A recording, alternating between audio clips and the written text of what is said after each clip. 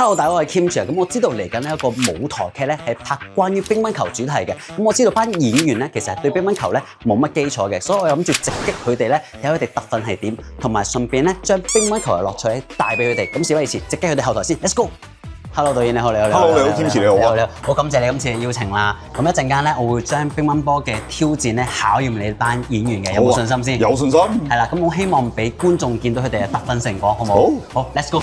咦，我知道咧，你哋係由零基礎啦，咁用咗3個月特訓，希望將呢個乒乓波嘅動作咧呈現喺舞台。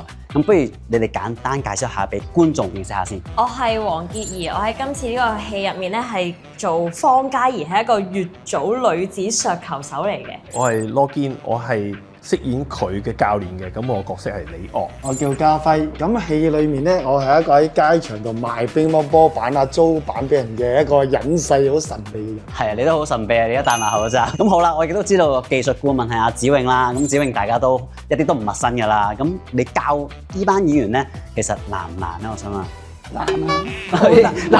難到把聲都沙晒。幾大挑戰，但係又好好玩咯。OK， 好，咁樣再問多你少少。大家好，我係阿初啦，我係呢個戲嘅導演啦。咁其實個戲嘅源頭就係因為我哋兩個編劇其中一個咧，佢本身係一個乒乓球友嚟嘅，好中意打乒乓波。咁佢就將佢一啲佢喺打乒乓波嘅時候嘅見聞咧寫喺 Facebook 度。點知啊俾佢師傅，即係我哋個戲嘅另外一個編劇睇到，咁我哋就覺得，咦嗰啲嘢可以成為一個劇本喎。於是就產生咗我哋呢個戲。好，咁我都好期待啦。咁難得你哋特訓咗咁耐啦，唔可以唔呈現你哋嘅特訓成果㗎嘛。一陣間會有啲考驗同埋遊戲嘅。咁一陣輸咗咧係會有懲罰嘅。女主角啦同埋個教練一組啦，咁就隱世高手同導演一組，好唔好？咁一陣間咧，我有3個嘅考驗嘅。先第一個考驗啦，我相信你哋3個特訓啦，咁樣的波咧，你哋應該好簡單㗎啦。咁所以咧，一陣間係用板柄的波，係啦，類似咁樣的啦，類似咁樣嘅。你哋有3次機會啦，咁計最高分。咁你哋最高分嗰個分數加埋你個 partner 個最高分嘅分數咧，咁就係你哋嗰隊嘅分數啦。Lady first 先啦 ，A 組先好唔好？就咁決定啦。 2、1開始，1、2，好2次，1、2、3、4，哎4下，1、2、3、4 ，OK 4下 ，OK 你交俾你 partner。交俾你啦，教練。我唔會好得你好多嘅。等先啊，1、2、3、4，哎4下，哇 OK 喎，第二次，1，哎呀， 1、2，哎呀唔得咯，OK 4下加4下8下，好啦，有冇壓力先你哋？一次過8下機會佢。隱世高手果然係，1、2 ，OK， 1、2、3，哎3下。喂，加輝啊，俾啲力啊！1、2、3，我哋3下，最高紀錄3 ，OK。點解我壓力會嚟咗我度嘅？究竟係發生咩事？你至少要5下先係 level 啊！1、2、3，3下，1、2、3，3下，加油啊，導演！5下啫嘛。係未得嘅啊？未計，我呢個唔計你。好，準備3、2、1，1、2、3，係幫唔到你啦。最高紀錄3下，即係3下。咁暫時咧就係 A 組勝嘅。第2 round 咧就考驗 teamwork 啦。你可以到時揾我或者子穎做幫手嘅，係啦。咁你哋猜揀人先，包剪揼。好，你揀邊個？好，子穎。好，揀子穎，你只可以揀我啦。冇問題啊，冇問題，冇問題啊，我嚟決定。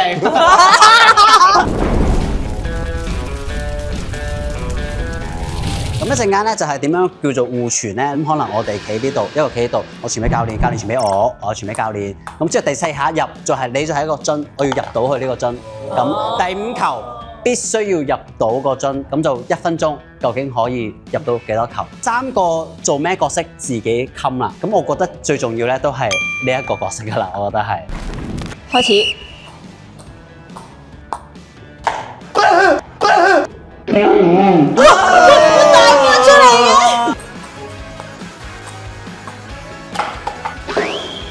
係1粒。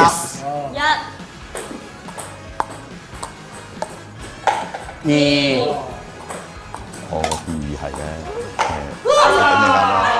佢未接到，我哋已經開第2球波 ，overlap 咗啲時間啦。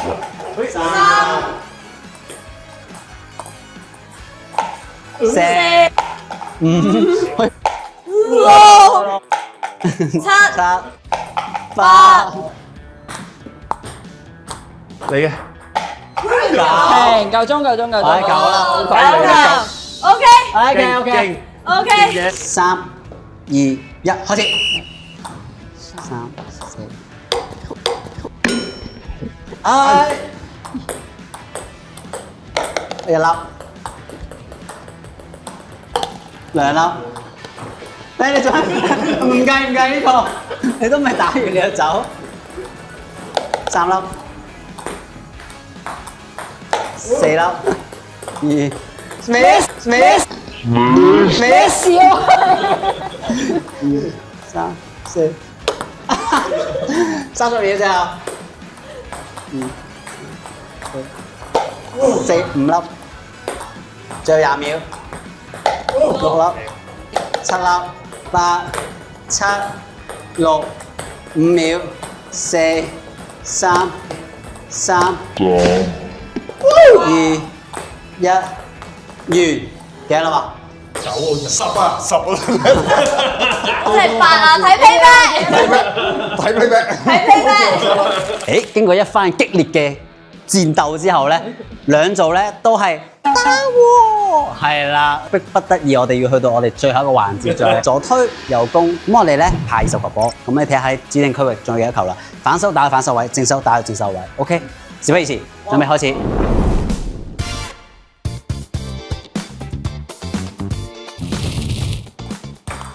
1球、2球、3球、4球、5球、6球、7球、8球、9球、10球、11球、12球、13球、13球。好，咁而家咧，你係中咗13球嘅，好嘢唔到喎，有啲料到喎，指揮教得好喎。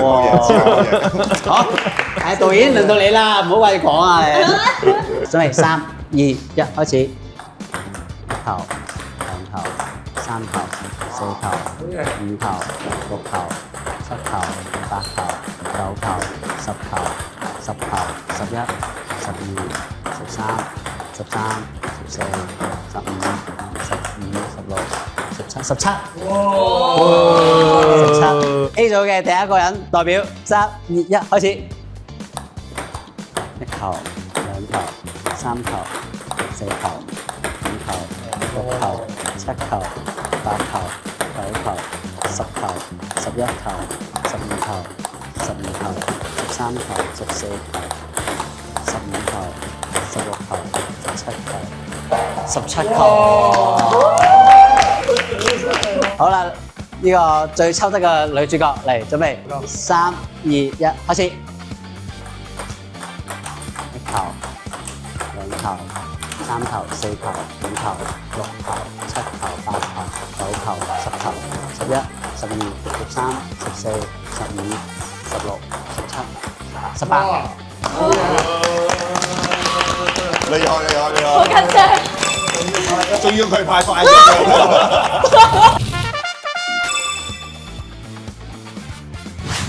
咁難得可以同你哋傾下偈啦，邀請你哋啦。當初你哋點解咁夠膽會接乒乓波主題呢個舞台劇嘅？第一樣嘢就係一個幾有趣嘅挑戰嚟嘅，要喺舞台上面打乒乓波。當然當時連劇本都未寫好嘅，我同編劇傾嘅時候就話舞台上面一定要真打。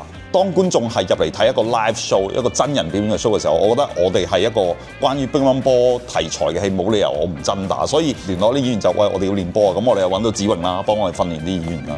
所以就即係咁樣嘅一個情況咯。好啊，咁問下啲演員啦，當初你哋真係接到真係要打乒乓波嘅一個舞台劇啦，你哋嗰個第一個諗法就係哇咁大整蠱定係點咧？其實我係好期待嘅，因為我細個真係有打過乒乓波，咁即係有啲基本嘢係喺度嘅。咁將我一個嘅兒時嘅 muscle memory 搬落去一個我好中意嘅一個 art form 入面，我覺得呢件事係好正，同埋係我覺得好漂亮嘅，所以我好期待其實。同埋啱啱見你打咗體育功，你哋係打得最好嘅，一定係係啦。咁另外兩位演員啦，基本上我冇打過嘅，即係佢就有兒時 muscle memory 啦。我係中年開始 develop 個 muscle memory 嘅，develop 咗2個月啫，其實係啦。咁所以當初接話冇啊，有戲咪接咯。咁乒乓波，咁佢同我講真打嘅，咁啊咪練習下咯。我唔知最終係點㗎。都係個挑戰係咪啊？都係啦。通常演員都中意接受挑戰嘅。我覺得好得意啊，因為咧好少舞台演出會有運動題材嘅，通常職場啊或者生活上日常多啲咯。咁同埋有啲壓力嘅，因為裏面我個角色係講我係一個即係好高手嗰種高手嘅，但係每個演出都有一啲嘢要嘗試或者要去練習啦。演員都係犯賤嘅，即係如果個演出一嚟已經係好冇挑戰嘅，我哋又其實冇乜樂趣噶嘛。子榮啦，我知道你係佢哋嘅技術顧問啊嘛，對你嚟講要培養佢哋，因為你都壓力噶嘛，講真。少少壓力啦，因為當初導演揾我嘅時候咧，我記得係8月頭揾我嘅，但係嗰時咁啱又俾人叫咗出差，連續3個禮拜唔喺香港，咁我話嚇翻到嚟8月尾嘅咯喎，11月尾就開 show 喎，講得切咩？試下咯，咁我心人哋都未驚，我驚咩？因為我哋就知個技術上係唔係真係咁容易練得到，唔係一朝一夕啊嘛，講真係。係啊，因為打波啲嘢個個都係由細到大開始嘅，咁佢哋3個月你要喺台上面即係 on stage 表演到咁樣，真係要打，真係專業水平。我一開始係有啲驚嘅，係咯，但係慢慢見到佢哋練嘅時候咧，我又覺得佢哋好認真，超級認真。當你哋真係3個月接受咗特訓啦。真係開始接觸個乒乓波啦！你覺得乒乓波好唔好玩呢？對於我嚟講，依然都係好玩嘅，同埋因為我嘅角色係一位削球手啦，咁好明顯，即係小朋友嘅時候，教練唔會督住你去打削球啦，又冇噶嘛，即係你小朋友學打波，你都係進攻啦。但係今次我係好似重新去學打乒乓波咁樣，係另一個 concept。有啲乜嘢人會選擇用削球嚟打波呢？原來佢係需要安全感嘅一個人，佢要睇定啲。我先至再打，咁呢個其實對於一個角色嘅性格啊，都會有影響咯。其實喺編劇寫個劇本嘅時候，點解會寫咁嘅故仔，都係講一個人就係佢由於安全啊，所以佢就不停咁守。到有嘢去衝擊佢嘅時候，佢都唔敢反抗，或者唔知道應該點反抗，佢唔識得攻翻轉頭。咁呢個亦都係個角色嘅個戲入邊面對嘅問題嚟。咁同時亦都佢當然係輸波啦，因為佢去到個位，佢發覺，咦，原來我死守唔掂嘅喎。咁應該點算呢？所以佢嗰個同時係面對佢喺球場上面嘅 struggle， 亦都係面對佢人生上面嘅 struggle， 亦都可以話佢學習乒乓波，佢練一啲新嘅技術嘅時候，亦都影響咗佢點樣睇佢嘅人生，同埋點樣面對人生其他嘅困難咯。教練呢？你感受完乒乓波會唔會覺得乒乓波係好玩？我真係覺得好好玩啊！比我想象中係好難玩嘅。初頭就要打個台，覺得好難啦。係啊，動作又錯晒啦，我即係完全唔識啦，好生硬㗎。如果睇翻啲片一開頭，咁我又唔熟佢哋啲 term 啦。即係嗰啲咁，我用我自己方法去到記啦。即係佢哋嗰啲我哋嗰個開波，我要叫切腹啦。一上來個動作好似切腹，咁我就幫自己記切腹，跟住話隻手擺高啲喺膊頭。今日好攬安全帶咁樣，即係用呢啲方法幫自己記咯。我覺得我之後會繼續玩㗎。係咪啊？係啊，唔好得我講字喎。係我要揾啲人一齊練玩咯。係啊，會啊會啊。我哋就望住佢係咪真係咁玩先。咁其實你教完呢班演員之後啦，或者從佢哋身上，你覺得有咩唔同咧？教你一般嘅學生嚟講，佢哋係我指導過入邊最認真嘅一班人，即係佢哋係會主動、好自動自覺咁樣練啊，即係好似羅堅咁。一開始其實我咪去咗出差嘅，之後翻到嚟見到佢做咩呢度瘀晒？我問佢你做咩？原來佢就係自己夜晚喺度練發球機，即係嗰次可能位置揾得唔係咁啱啦，即係腳部位，佢就係咁樣練。即係我覺得佢哋嘅態度係令我反而為我上咗一課。咁我知道套戲係0.11秒啦，咁0.11秒點解會有呢一個名咧？我想問。當時我哋諗個戲嘅名嘅時候，其實係諗過好多嘢嘅。咁當時就係我哋其中一個編劇啊 Kevin 啦，佢就話：佢睇過一啲 research 就係話，當一個乒乓球手佢要做一個反應嘅時候，其實個反應時間只係得0.11秒。到最後我哋抄到0.11秒，其實係人類反應嘅極限啊！咁其實真係咩意思咧？就係你嗰個反應已經係冇意識㗎啦。你根本諗都冇得諗，即係我諗打乒乓波嘅人就知啦。當個波飛埋嚟嘅時候，你腦入邊唔會 process 到，我要隻腳搭過嚟呢度，然之後手咁樣跟住。你嗰個一定係你 train 咗嘅一個反應，所以嗰個係一個 instinct 嚟嘅。所以其實0.11秒嘅意義係在於唔準你諗，你個真正嘅反應究竟係咩咧？你最想要嘅係咩？你最想做嘅係咩咧？呢個係0.11秒嘅真諦咯。如果0.11秒而家你嘅人生你唔准諗，即刻揀，你會揀咩咧？都係舞台劇啦，因為我覺得舞台就係最真實嘅呈現咯。我哋用至少6個禮拜嘅時間去一齊排練，去一齊經歷，當中有好多真嘅情感嘅流露，真嘅情感嘅交流，將呢一樣嘢帶起佢。然後喺個舞台上面，今次 involve 埋觀眾一齊經歷。我自己我諗會係繼續我做緊我做嘅嘢，就係繼續做一個導演啦、個攝影師啦，即係我中意做嘅嘢。你去睇一套好嘅戲咧，其實就好似你有少少似發咗個夢咁樣。你諗下，如果你發咗個夢，你喺夢入邊發生咗啲嘢，可能佢係一個 sweet dream，可能係一個噩夢。但係嗰個夢雖然你醒咗嘅時候，你知道佢係假嘅，但係佢會影響你之後嗰一日，最少會影響你嗰一日嘅生活。你可能就話：哎呀，我夢入邊可能我見翻某一個好耐冇見嘅人。咁你嗰日你醒咗，你都想打個電話俾佢，我好耐冇見你，不如我同你飲餐茶。即係其實睇戲係一樣咁嘅嘢咯，佢無形中係影響緊我哋對生活、對人生嘅一啲睇法。睇戲係更加有意思啦，因為你買飛入場你睇完，如果一套好嘅戲，我覺得係影響到人嘅，係改變到人嘅，係可以令到個世界更加好嘅。呢個亦都係我點解繼續做我做緊嘅嘢嘅原因。希望你哋今次嘅3個月嘅特訓啦，可以好完美去呈現到你哋想呈現嘅嘢俾觀眾認識啦。不如最後你呼籲下你哋俾球迷，你哋嚟緊嘅戲係幾時啊？我哋個演出係喺嚟緊11月28號到30號喺西灣河文娛中心。飛我哋仲有嘅，但係就快啲去買啦。如果唔係就冇㗎啦，遲啲就。咁希望大家真係好入場用心感受下呢班演員，同埋真係希望用心感受下阿子穎啦，用3個月特訓佢哋，而呢3個月佢哋呈現嘅技術俾大家睇嘅。希望大家中意今次嘅內容啦。如果中意條片就記得 like、subscribe 同 share 俾你身邊最大嘅朋友。下次見，拜拜。嗱，贏咗咧係有得做戲嘅，開唔開心？好開心，係啦。呀，我 set 個情景俾你哋先，就係你哋係一個混雙 partner。咁咧之後咧，去打緊一個係全港最大型嘅混雙比賽，係啦。咁而你哋係10比9領先，有球高波你打失咗，係啊，係導致呢場波俾人逆轉。你哋而家係 review 翻呢場波啦。咁到時我哋有5張紙仔嘅，咁就擺喺唔同嘅地方，你哋任意去拎。咁有句對白要串聯到你哋嘅演藝嘅成分度嘅，有冇信心？唉，最衰都係你，實係我啦。係啊，我冇做大佬好耐啦，點知一帶咧就帶着你喎，唉，真係。即係我問題，唔係你。OK，最後我個分好似係你失嘅喎。喂，但係你打失先㗎嘛。咁但係最尾嗰個分都係你失啊嘛，你失啊嘛，你失啊嘛，你失啊嘛。係啊。咪咯。咁但係因為你打失，你搞到我實有人打失㗎啦。咁咪我咯，係啊，我打失咗咯。唔係你打失我打失㗎啦，你一粒怪邊個啫？一齊打㗎嘛，波係。